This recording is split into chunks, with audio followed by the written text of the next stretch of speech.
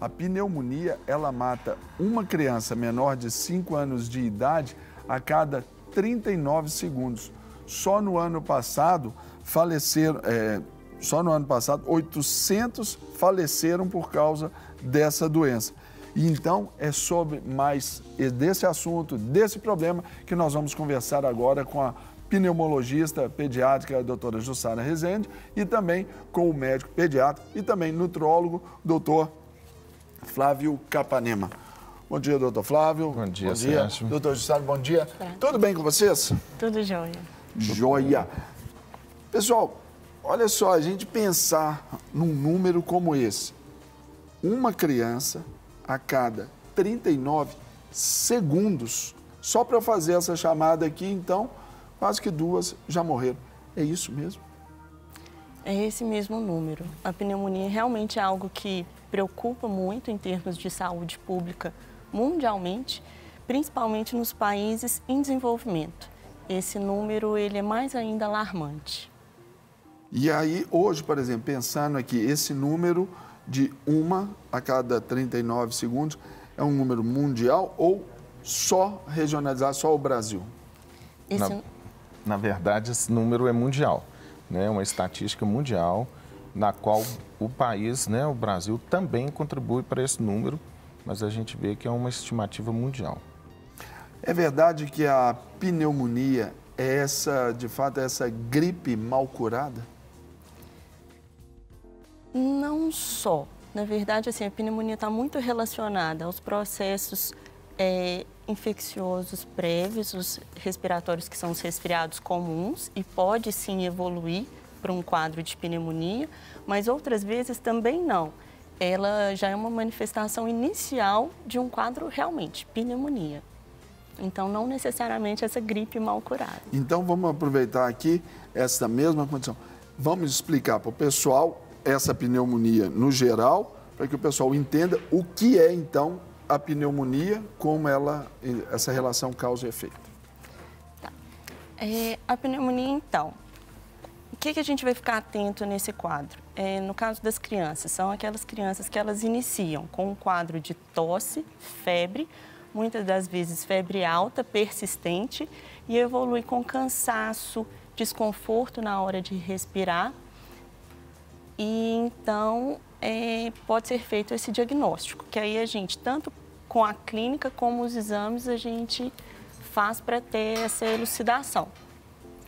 Eu queria destacar uma questão aqui, Serginho, que é exatamente essa relação que existe entre a idade da criança e o processo pneumônico, né? A gente vê que as estatísticas, elas são desfavoráveis em relação à idade da criança, ou seja, quanto mais nova é a criança, maior a chance de acometimento, porque o sistema imunológico das crianças mais novinhas não está completamente desenvolvido.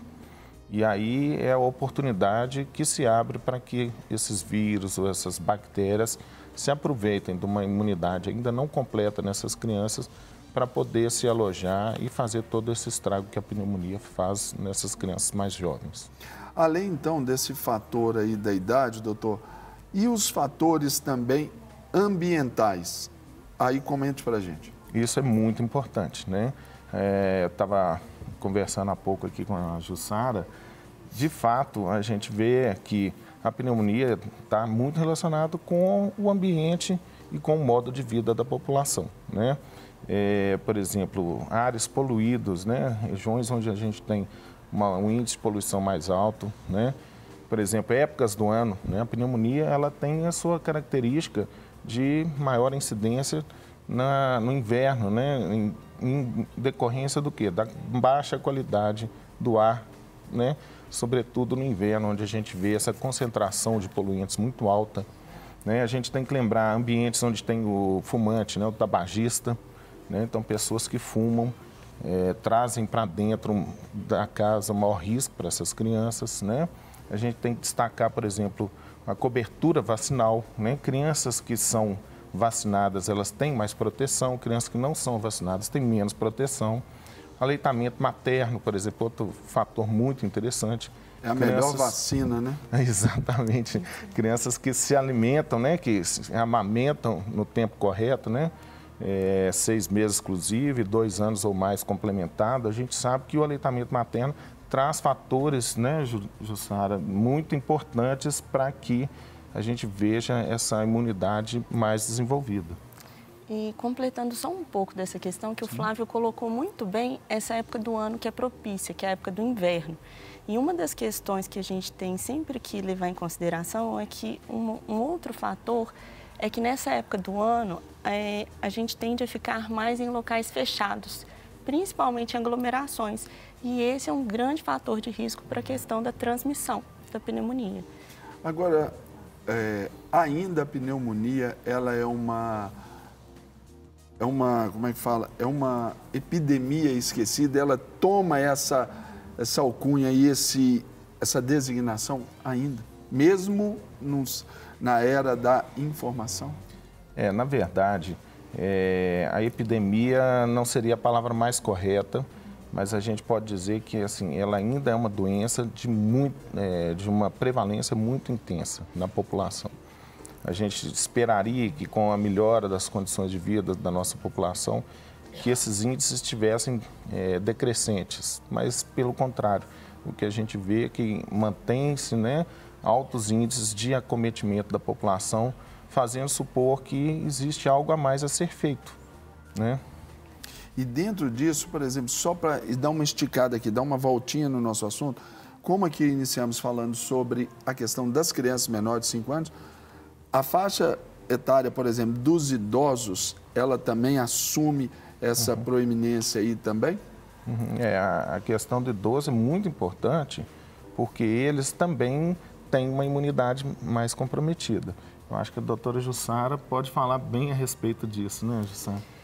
Então, colocando essa questão da alcunha da epidemia esquecida, eu acho que principalmente porque nós temos tratamento adequado, nós temos vacinas disponíveis, nós temos exames para se fazer o diagnóstico e muitas vezes, principalmente em locais de situação socioeconômica desfavorecida, isso é deixado de lado. Então, a gente vê um dado importante quando se fala nesse termo, que é 30% dos diagnósticos não recebe o tratamento adequado, que a Organização Mundial de Saúde fala. 30% deles? 30%. Então, isso assim, no Brasil, ainda um pouco menos em relação a isso, mas quando a gente vê em termos mundiais, é esse o número. E pensando que a gente tem todo, como se diz, todo o arcabouço para fazer tudo da forma correta. Hoje, Desculpa. Claro, não, você tem... Eu acho uma coisa muito interessante, Serginho, a gente pensar, por exemplo, na contextualização do mundo atual, né? Por exemplo, o efeito estufa. O efeito estufa contribui para que as pneumonias se mantenham, né? O efeito estufa piora a qualidade do ar, né? Traz consigo proliferação de novos agentes, né? Vírus mutantes. Então, assim, muito do que a gente tem visto também em relação a essas estatísticas negativas relacionadas à pneumonia estão relacionadas ao mundo atual, né? O efeito estufa é uma clara maneira da gente... vamos dizer assim, invisível, né, dentro desse contexto, né? Ou pelo menos pouco considerado, né? Exato. Porque, eu acho que a gente tocar isso é um ponto, para mim, foi novidade. Sim, eu acho que seria muito interessante a gente discutir também essas questões no dia a dia das pessoas, né? Assim, a gente não pode descontextualizar o que a gente vê em termos de saúde daquilo que está acontecendo no mundo no dia a dia. Agora, doutora Jussara, quando falou sobre aí a questão desse percentual de diagnósticos que não são tão bem feitos e daí tratamentos que aí não são mesmo, hoje sobre políticas públicas em relação a isso aí, o pessoal tem acesso, o brasileiro de uma certa forma, ele tem esse recurso à mão nas unidades básicas de saúde aí? Sim, isso é importante enfatizar, porque nós temos já vacina disponível, tá? Desde 2010 a gente já tem a vacina pneumocócica, tá? Disponível na rede pública, e esse é um fator de proteção muito importante. Então, assim, nós temos a vacinação, nós temos toda a questão de infraestrutura para diagnóstico, e muitas das vezes é o profissional ser capacitado. porque a gente está habilitado a fazer até um diagnóstico de pneumonia só com o nosso exame clínico e anamnese. Então, isso é importante de falar também. Uau, então aí chega lá para o pediatra já tem condição de falar, olha, é uma pneumonia. Exatamente. Fechando bem. Exatamente. E devido a essa gravidade potencial da doença, né, em termos de letalidade, quer dizer, as crianças muitas vezes evoluem para o óbito. Então, muito em função disso, a gente tem uma linha guia do Ministério da Saúde que fala que a criança abaixo de 2 anos, que é o grande fator de risco em termos de idade, muitas vezes é uma criança que começa a apresentar a falta de ar, né, a taquipneia, começando uma febrezinha e tal, a gente deve considerá-la a princípio como pneumonia e iniciar imediatamente esse tratamento. Porque quanto mais cedo se institui o tratamento, melhor é o prognóstico dessa criança em termos de evitar as complicações, né? Então, no posto de saúde, por exemplo, a gente tendo um estetoscópio e esse feeling pediátrico para correr atrás, né? Assim, a gente tem sim condição. O que a gente pede é que a família se atente a isso, não demore a procurar o sistema de saúde assim que precisar e perceber que algo de errado vem acontecendo com essa criança. Então vamos acompanhar agora um depoimento de uma mamãe que passou aí por essa questão aí da pneumonia com o seu filhinho. Coloca na tela, por favor. Olá, sou Elisângela. Esse aqui é o Heitor. Ele tem 2 anos e 5 meses. No meio do ano ele teve uma pneumonia muito grave. Chegou a ser internado, já chegou da entrada do CTI, foi entubado. Ele ficou com 3 drenos no pulmãozinho dele, o pulmãozinho dele ficou bem danificado. A bactéria da pneumonia foi por sangue, pelo qual ele teve uma infecção generalizada, os rins dele pararam de funcionar. Graças a Deus, os médicos agiram rápido, ele foi entubado. Depois de 30 dias, ele foi tracostomizado. Hoje ele ainda usa esse traco, mas está quase tirando, graças a Deus. Os rins dele ainda não voltaram a funcionar. A gente faz diálise peritoneal nele em casa todos os dias. Ele fica 11 horas e meia ligado à máquina de diálise. E os médicos falam que provavelmente ainda deve voltar, mas a gente tem muita fé que os rins dele voltem a funcionar assim. Da mesma forma que ele conseguiu ficar vivo, porque ele não tinha expectativa nenhuma de sobreviver, e se sobrevivesse teria sequelas neurológicas. Hoje ele é perfeito, a cabecinha dele não teve nada, somente os rins mesmo que pararam de funcionar, mas hoje ele está com saúde, graças a Deus, tratando. E é isso, hoje ele é um guerreiro, um milagre, né, amor? O menino tá bonzinho ali mesmo, né? E vai melhorar mais ainda, profetizamos essa cura completa aí sobre a sua vida. Esqueci o nome do menino ali, mas daqui a pouco nós vamos falar, mas ele já sabe que é para ele. Não é isso? Agora ali, olha, foi um desdobramento da pneumonia que levou a essa infecção. Qual outro tipo de desdobramento que pode ter também para levar essa taxa aqui de mortalidade tão alta?